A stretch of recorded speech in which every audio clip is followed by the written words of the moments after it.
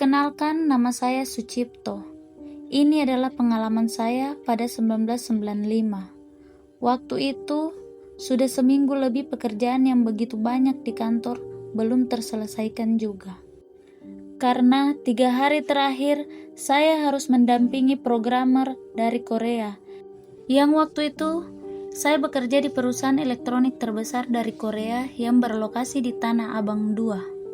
Waktu itu sudah menunjukkan jam 9 malam dan sopir sudah mengingatkan bahwa kereta terakhir ke Depok dari Juanda itu sekitar jam setengah 10. Jadi kalau mau pulang ke Depok harus naik kereta dan segera berangkat sekarang biar tidak terlambat. Terus saya pun sampaikan ke teman rekan dari Korea bahwa kita harus segera pulang dan dia pun mengiyakan. Sambil berkemas sebenarnya karena dia sendiri juga sudah capek. Karena 2 hari dia bergadang di kantor untuk mengerjakan proyek. Hampir jam setengah 10, sampai di stasiun Juanda, sang sopir berserta teman dari Korea langsung menuju hotel di Bilangan Sudirman. Sedangkan saya beranjak ke peron untuk membeli tiket. Sebelum saya membayar tiket kereta, yang waktu itu harganya masih sekitar Rp600, saya bertanya, kereta terakhir ke Depok jam berapa? Dia bilang katanya sekitar 5 menit lagi datang, kalau mengikuti jadwal. Oke, saya naik ke atas, di peron atas stasiun Juanda. Saya lihat beberapa penumpang juga sedang menunggu kereta yang sama. Biasalah saat itu jadwal kereta masih molor, jadi tidak sesuai dengan jadwal. Saya bersandar di salah satu pilar yang dekat dengan rel kereta api. Karena badan terlalu lelah, akhirnya saya pun tertidur. Tak terasa bahwa berapa lama saya terlelap. Tiba-tiba saya dibangunkan oleh suara kereta berhenti. Di depan saya persis pintu gerbong sudah terbuka. Sambil masuk ke dalam gerbong, buru-buru takut tertinggal. Saya perhatikan sepertinya penumpang yang tadi saya lihat sebelum waktu saya masuk ke peron sudah tidak ada lagi. Saya merasa sesuatu yang aneh saat saya duduk, karena saya merasa kereta kosong. Dalam gerbong itu hanya saya sendiri yang duduk di situ. Di mana lampu kereta gelap, kereta terlihat lebih kotor dari yang biasanya, seperti baru terangkat dari dalam sungai dan bau. Saya pun tengok ke gerbong depan dan belakang. Tidak ada satupun lampu yang menyala, hanya 1-2 orang yang bersandar duduk dan seperti hening. Enggak ada kehidupan.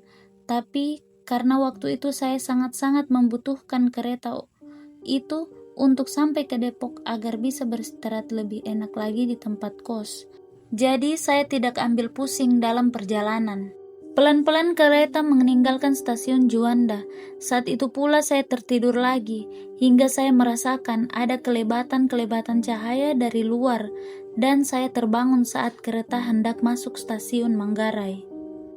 Habis dari Cikini, kereta akan masuk stasiun Manggarai. Saya merasa curiga, kok kereta jalannya pelan dan tidak berhenti. Lewat begitu saja stasiun Manggarai. Dan sebenarnya jantung saya sudah mulai deg-degan. Saya mulai ketakutan karena ini kereta apa? Saya sendiri nggak terlalu tahu. Lambat laun saya pun tertidur lagi. Terlelap dalam kondisi yang sangat-sangat lelah. Jadi, perjalanan saya rasakan seperti apa ya? Kereta melaju lambat, tapi tidak bersuara, dan seperti tidak melewati kayak perlintasan kereta api sama sekali. Sampai di mana saya terbangun di saat tiba-tiba kereta tuh kayak mengerem mendadak, dan saya tahu itu stasiun Depok Baru. Karena itu saya bergegas untuk segera turun. Sebenarnya kondisi kereta belum berhenti total. Setengah melompat, saya turun di pintu keluar stasiun Depok Lama dan saya melihat kondisi pintu pun sudah terkunci. Sudah tidak bisa dilewati. Setelah saya perhatikan lebih dalam lagi, ternyata saya juga satu-satunya penumpang yang turun di stasiun itu. Karena saya sudah mulai merasa takut apa yang sedang saya alami, saya pun tidak lagi melihat ekor kereta yang menuju ke arah Bogor dan benar-benar tidak ada kehidupan di stasiun itu.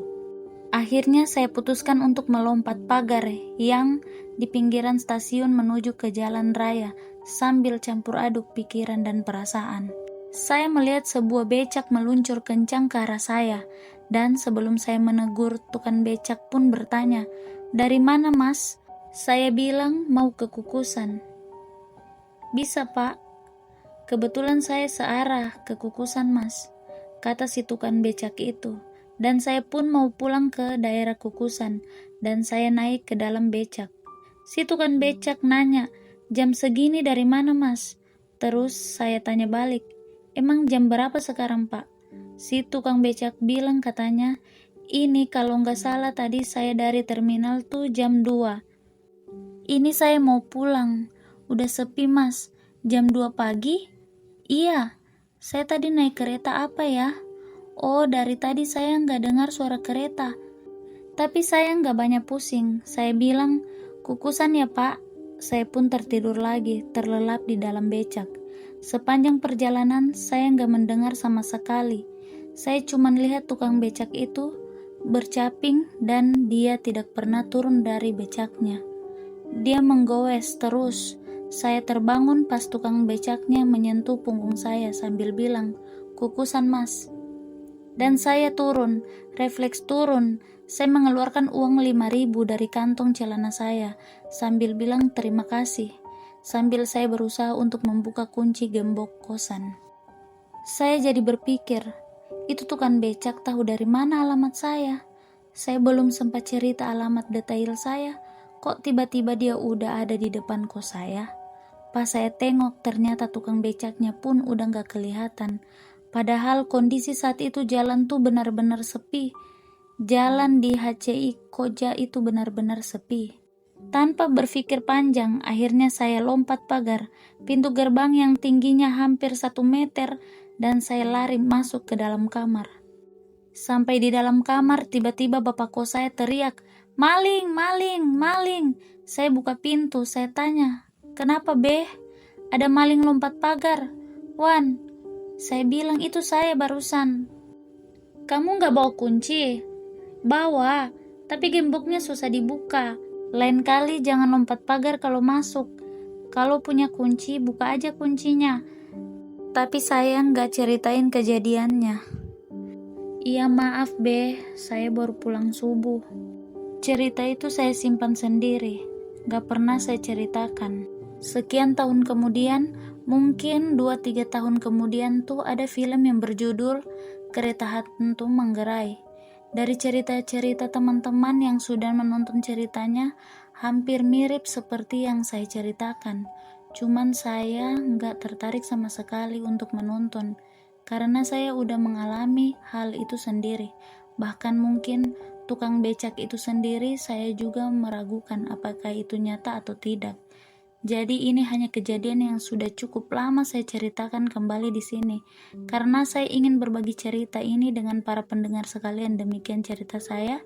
Mudah-mudahan bisa menambah referensi cerita horor teman-teman semua. Terima kasih.